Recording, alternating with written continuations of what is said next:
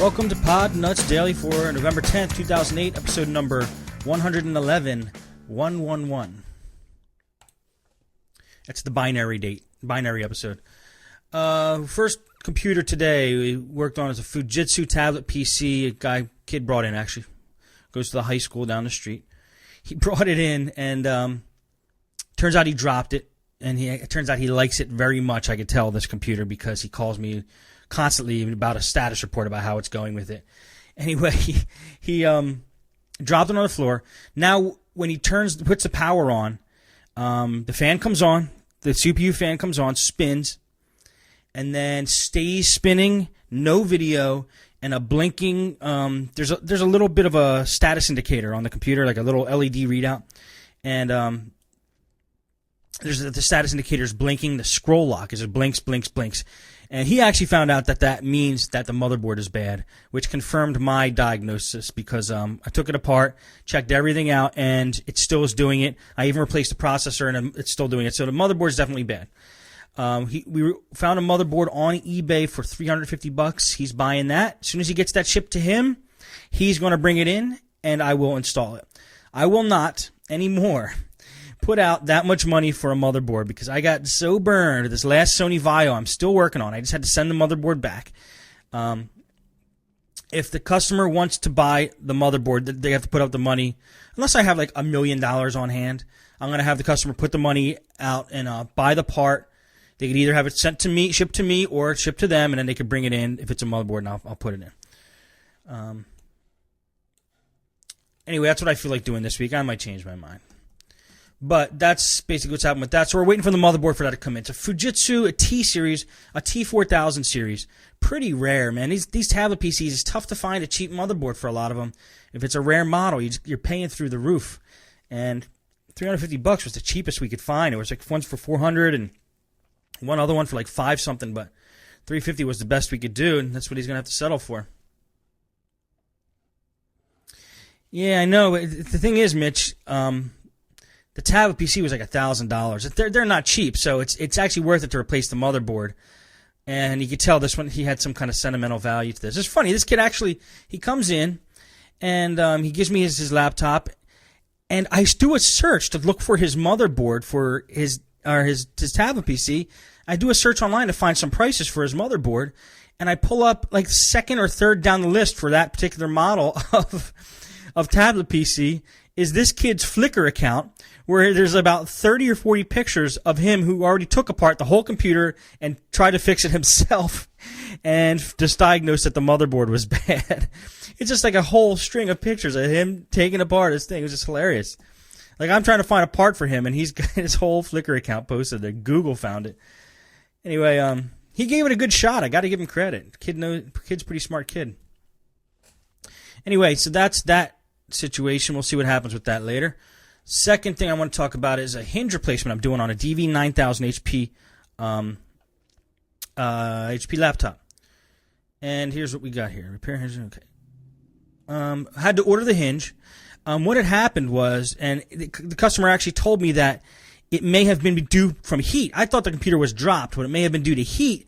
The hinge originally broke. Actually, I don't know how hot. That would have to get pretty darn hot for that to break. The metal hinge broke, but then also, as the hinge broke, it ripped like the sockets off of the back panel of the laptop screen. So when you try to screw a new hinge on, it won't fasten itself properly to the laptop screen. So I had to do kind of like a little, drill a couple holes and do a homemade fix for that, which came out pretty good.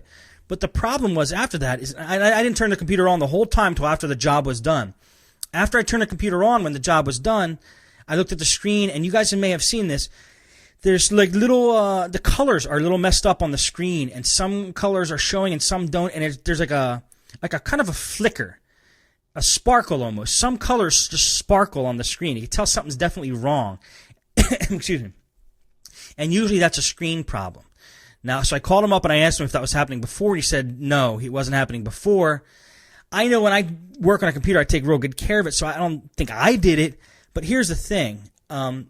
He actually, it's just a Podnutz listener. He actually shipped me the computer to work on, and I just don't trust shipping a laptop through the mail. Those boxes that when you ship, they get banged around so much, guys, you don't even realize how much banging goes on in there.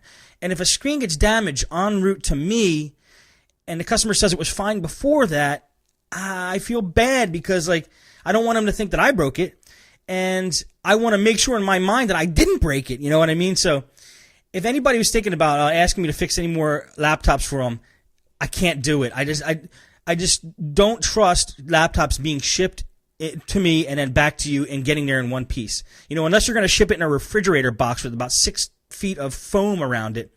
I can't do any more laptops that you guys ship to me. One time a guy shipped me one. He didn't pack it that great, and a heatsink fell off the motherboard of his laptop by the time it got to me. So I had to fix that, and it's too much of a liability. It's getting a little too messy.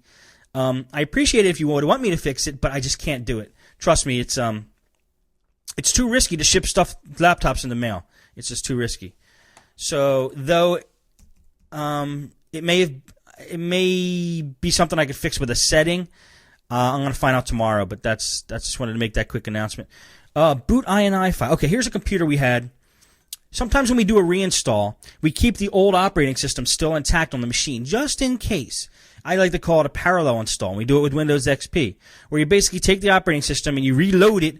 Instead of into the Windows folder, you make another folder like Windows 2, and you load an operating system into Windows 2. Well, now when you do that, it creates another entry in the boot INI file. So when you start your computer up, before you get to that safe mode screen, you guys may have seen this, it'll ask you what operating system you want to load, like Windows XP Professional or Windows XP Home or Windows 98 or Windows ME, and it actually creates another option in the menu.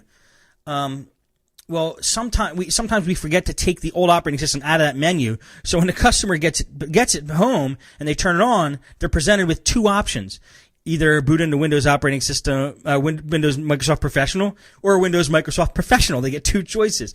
Now the top one is the fixed one; that's the default. But if they decide to hit their arrow key down and choose the second one, they're going to go back in their old operating system where it's all messed up. Well, that happened today. We got a return on a computer because the customer claimed it was doing the same thing it was doing before. Well, it was because the old operating system was still on the machine. We didn't take the option out of the menu, so the customer must have chose that operating system from the boot INI menu. This is right at startup. This is when this happens. And then, of course, the computer was doing the same thing it was doing before. So be cautious of that. The way to get into that boot INI file and change it, there's a kind of a way to do it right from Windows. It's not that hard.